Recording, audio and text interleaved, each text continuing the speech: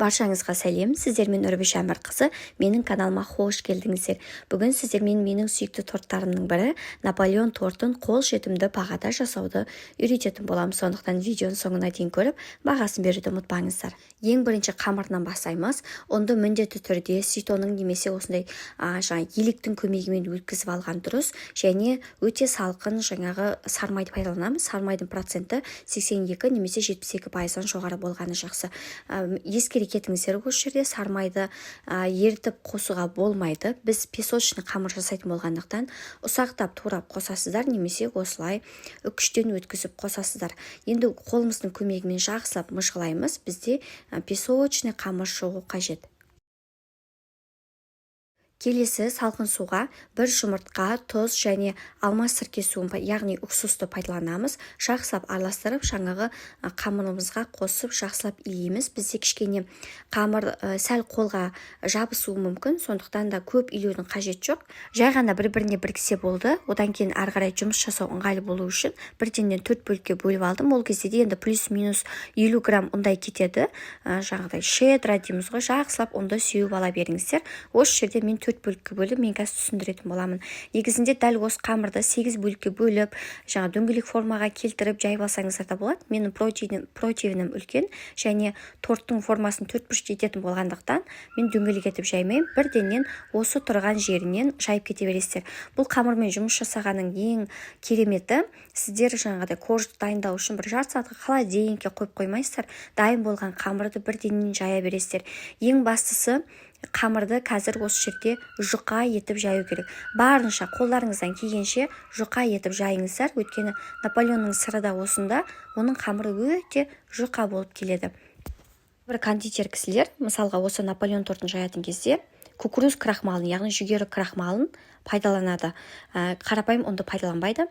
Менің жағдайымда мен еш уақытта да высший сорт, яғни жоғарғы сорттағы ұндарды мен мүлдем пайдаланбаймын. Екінші немесе бірінші сорт. Әсіресе мен екінші сорттағы ұндарды пайдалана беремін. Мен көтерілмей қалады деген сияқты менде проблема болмайды. Ал егер бисквит жасайтын болсам, онда ол кезде бірінші сортты пайдаланамын. Енді қазір ұндардың да сапасы бара-бара жоғалып бара жатқан сияқты. Қамырымызға оралайық. Мына жерде қамырды жұқа етіп протеинге жайып алғаннан кейін төрт жағынан, яғни шеттері шығып кеткен жерлерін бірденен осы жерде турлап алдым да, осылай шанышқының көмегімен барлық жерін тесіп шығамыз. Өйткені бірден осылай салатын болсаңыздар, ісіп дұрыс шықпай қалуы мүмкін. Шанышқымен тесіп шықсаңыздар, қараңыздар, тура осылай бір келкі болып пісіп шығады. Және ыстық күйінде мен шет-шетінен тағы да кесіп алдым. Енді дұрыс бірдей шықсын деп линейкамен көмегімен кесіп алып, үлкен протеинге піскен қамырды тура теңде 2 бөлікке бөліп алдым. Тура осылай менде жаңағыдай 8 бөлік шықты. Азғандай шетінен қап кеткен қамырлардан мен 9-сын кішкене қаттылау етіп пісіріп алдым, оны бетіне оформленияға. Ал енді креміне келетін болсақ, 20%-дан жоғарғы кез келген крем, қаймақ, одан кейін үстіне загуститель деген зат болады. Кондитерский магазинде сатылады. Загуститель для сметана деген, ол қаймақты кішкене қоюландырады, қатты сұйық болып тұрмайды.